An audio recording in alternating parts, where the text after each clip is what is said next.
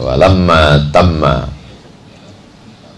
min hamlihi syahrani ala ashhuril aqwalil marwiyah tufiya bil madinatil munawwarati abuhu Abdullah. Ketika sempurna hamil ibunya, dalam kandungan dia, dalam kandungan ibunya 2 bulan, meninggallah bapaknya di kota Al-Madinah Al-Munawwarah. Jadi banyak orang dipengaruhi oleh bapaknya. Banyak orang dipengaruhi oleh bapaknya, dari mulai sekolahnya sampai nikahnya, sampai kerjanya, sampai mati pun bapaknya itu dibangkit-bangkitnya juga lagi. Bapak saya. Nah, Nabi dilepaskan Allah dari itu semua. Jadi maksud saya bukan kita jadikan anak kita ini anak yatim, bukan. Bagaimana anak-anak itu mandiri.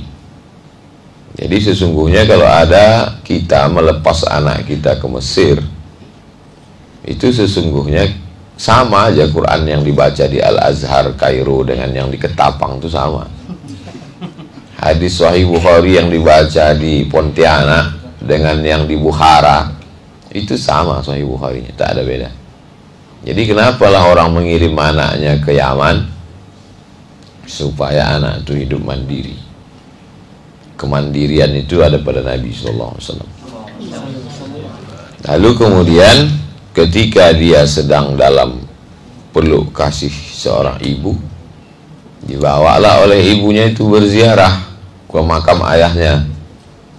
Pulang dari ziarah, meninggal ibu. Dan orang amat sangat banyak tergantung kepada ibu. Orang yang sangat tergantung kepada ibu bahaya. Ketika ibunya meninggal, maka gelap dunia ini. Rapuh tempat berpegang. Lunak tanah itu dipijak. Seakan-akan, bahkan ada orang mempertuhankan ibunya. Jadi dia orang menyembah ibu. Karena ibu itu dia bagian dari diri ibunya. Darahnya, tulangnya, dia keluar dari badan ibunya, seolah-olah dia dicipta oleh ibunya. Nabi SAW lepas dari 2 keterikatan. Tak terikat dengan ayah, tak terikat dengan ibu. Kemudian setelah itu dia dibesarkan oleh kakeknya, tempat bernaung. Dulu Abdul Muthalib itu punya kasur diletakkan di samping Ka'bah. Tidak ada yang berani menyentuh kasur itu sebelum Abu Thalib duduk di situ. Tapi kalau Muhammad SAW lari-lari di kasur itu, tak ada yang berani melarang. Biarkan dia, ayah dia sudah meninggal, mak dia sudah tak ada, kata Abdul Muthalib. Cucuku itu, jadi dia sangat disayang. Tapi tak lama juga dapatnya kasih sayang kakek datuknya itu. Kenapa? Karena Allah Ta'ala tidak mau dia tergantung dengan kakek. Tidak terikat dengan ayah, tidak terikat dengan ibu, tidak terikat dengan datuk. Sekarang banyak anak-anak yang terikat dengan datuk dan nenek. Penyakit yang diderita orang terlalu tergantung dengan nenek adalah tidak pandai mengikat tali sepatu. Karena cucu yang dibesarkan oleh nenek, baru ditengoknya ujung sepatu udah diikatkan nenek sepatu. Belum berbunyi cacingnya udah disuapkan nenek nasi. Mati nenek itu, mati dia. Tak pandai dia hidup. Jadi bagaimana hidup ini kita tidak ada keterikatan dengan siapapun. Termasuk keterikatan dengan mikrofon. Ini udah mulai kecil suara mikrofon. Minta mikrofon satu lagi.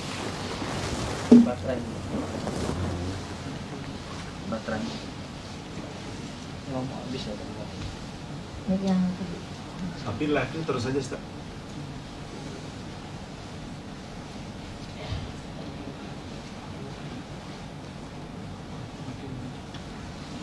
Baterai yang tadi.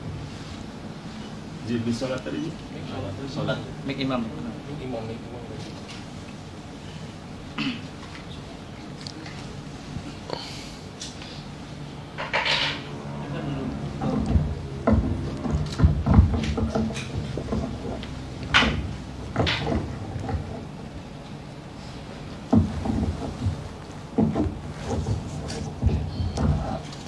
Allah Ta'ala mendidik Nabi Muhammad SAW. Adabani Rabbi, kata dia, Tuhan Rabb yang membentuk aku. Jadi apa yang bisa kita ambil pelajaran dari situ? Untuk menjadi berakhlak seperti Nabi Muhammad SAW, maka membentuk pribadi yang tidak dipengaruhi oleh siapapun, hanya dipengaruhi oleh Allah Subhanahu wa Ta'ala. Tidak ada intervensi manusia dalam kepalanya. Lalu kemudian dia dibesarkan diserahkan kepada Abu Talib. Abdullah Ta'ala, Aminah Ta'ala, Abdul Muttalib Ta'ala, lalu kemudian di rumah Abu Talib. Abu Talib yang paling susah di antara paman-pamannya itu. Abu Talib itu yang paling banyak anaknya. Abu Talib itu punya istri namanya Fatimah. Fatimah itu tidak makan demi untuk makannya Muhammad SAW. Fatimah itu tak pakai kain, asalkan Muhammad SAW pakai kain. Itu diucapkannya dalam syair saat Fatimah meninggal. Tak makan engkau Fatimah demi aku, tak berkain engkau Fatimah demi aku. Makanya salah satu anaknya itu dia kasih nama Fatimah. Waktu menggali kubur Fatimah itu ikut dia menggali kubur Fatimah. Masuk dia ke dalam kubur Fatimah itu, berdoa dia di dalam kubur Fatimah, karena dia tak pernah merasakan ibu. Fatimah itu luar biasa. Kubur Fatimah itu sebelah kiri kalau kita masuk makam Baqi. Masuk pemakaman Baqi, sebelah kiri di ujung sebelum makam Utsman bin Affan, pakai tembok keliling. Makam yang lain tak ada pakai tembok, makam Fatimah pakai tembok. Menumpang di rumah orang itu, kita menjadi pintar merasakan perasaan orang lain. Kalau kita tinggal di rumah ayah ibu kita, kita tak perlu merasakan perasaan dia, karena dia sayang dengan kita. Tapi kalau kita tinggal di rumah orang, menumpang di rumah orang, jadi kalau di rumah itu ada 10, maka 10 sensor dalam diri kita tajam. Kau tahu Ustaz, saya menumpang di rumah orang. Orang tua saya pindah ke Riau, saya menumpang di rumah orang. Berkali-kali saya menumpang di rumah orang. Begitu cara Allah mendidik saya, supaya tajam sensor dalam diri saya, merasakan perasaan orang. Saya pernah tinggal di rumah orang, di rumah itu 25 orang isinya. Jadi saya harus punya sensor bagaimana merasakan perasaan 25 orang ini. Begitu cara Allah membentuk diri saya. Lalu kemudian berkawan-kawan, serumah dengan orang di Kairo berapa kali pindah rumah, serumah dengan orang di Maroko berapa kali pindah rumah, serumah dengan orang di Sudan berapa kali pindah rumah. Kita menjadi punya sense ketajaman. Oleh sebab itu, maka menjadi muslim, dia bukan hanya sekedar pintar. Banyak orang pintar hafal ayat, hafal hadis, tapi tak pintar menjaga hati orang. Banyak orang yang pintar membuat makalah, banyak orang yang pintar titel S1, S2, S3, tapi tak pintar menggunakan kata sehingga tersinggung hati dan perasaan orang. Oleh sebab itu Nabi SAW itu sangat halus. Dibentangnya kain di atas tanah, tak berapa lama datang perempuan duduk di atas kain itu. Terkejut semua orang. Siapa perempuan ini? Ternyata perempuan itu Syaimah, saudaranya satu susuan. Begitu dia memuliakan orang yang seperti saudara kandungnya. Oleh sebab itu, kita ini ayat yang kita baca sama, hadis yang kita baca sama, tapi bagaimana kita merasakan perasaan orang lain. Saya ada jaket sahabat UAS Indonesia. Kalau saya pakai jaket ini tadi, yang tak punya jaket ini pasti berkata dalam hati, sedihnya tak punya jaket. Saya punya ijazah sorban dari syekh-syekh saya sorban. Saya punya jubah dikasih Habib Umar, anak dari Habib Zain bin Smith, warna hijau. Jubah dikasih mursyid tarekat Naqsabandiyah. Jubah dikasih mursyid tarekat Samania, namanya khirqah. Khirqah itu dipasangkan. Ada ijazah jubah saya. Kalau saya pakai sorban itu, saya pakai jubah itu, berjarak antum dengan saya. Saya di Sidratul Muntaha, antum di bumi lapisan paling. Itulah maka saya kemana-mana tak pakai topi, tak pakai peci. Tapi saya tak menyalahkan ulama-ulama yang berjubah. Mereka menjaga hibah, menjaga wibawa, bukan diri mereka yang mereka jaga. Yang dijaganya itu wibawa Al-Quran. Karena ulama itu kalau dia berjalan, yang dibawanya itu bukan diri dia, yang dibawanya itu Quran, yang dibawanya itu hadis. Jadi kalau ada ulama berjubah dan bersorban, dia tidak sedang menjaga wibawa dia. Yang dijaganya itu adalah Islam, yang dibawanya itu adalah wibawa Al-Quran. Tapi saya punya cara pandang lain. Kalau bersorban saya, berjubah saya, berjarak antum dengan saya, segan antum bertanya sama saya. Makanya orang sama saya tak berjarak. Jumpa saya di airport, dipegangnya bahu saya. Ustaz bisa putus. Saya tak masalah, tapi tim sakit hati, tersinggung tim. Mas, tangannya. Padahal sebenarnya mereka tak berjarak. Karena kalau dia berjarak dengan saya, segan dia bertanya. Kalau dia berjarak dengan saya, segan dia minta dengarkan Fatihah. Kalau berjarak dia dengan saya, segan dia menatap mata saya. Saya punya cara yang berbeda untuk mendekati orang. Oleh sebab itu, Nabi Muhammad SAW itu dibentuk Allah Subhanahu Wa Taala. Jadi kalau kita pun, kalau mau membentuk orang, mau membentuk anak-anak generasi kita, kita bisa ikut metode cara Allah membentuk Nabi Muhammad SAW. Tak ada warisan ayahnya, tak ada warisan emaknya. Bagaimana cara dia makan? Kata orang Jawa, mengangon kambing, mengambil upah, mengembala kambing. Itu mendidik dia menjadi anak muda yang mandiri. Jadi kami kuliah di Mesir dulu, tak tahu kami mana kawan itu yang anak orang kaya. Biasa aja. Sama-sama serumah, sama-sama belanja ke pasar, sama-sama jadwal masak. Tahunya dia ini anak orang kaya ketika di Makkah. Jamaah itu banyak cium tangan ke dia. Rupanya bapaknya kiai besar di Jawa. Dulu satu rumah kita, sama-sama masak, sama-sama jadwal. Panggil kau aja. Kau lah masak.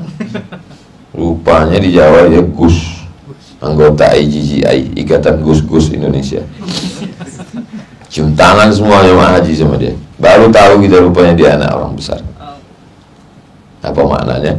Kalau kita kirim anak kita itu ke pesantren, kita kirim anak kita itu sekolah jauh, maka dia menjadi mandiri seperti Nabi Muhammad SAW.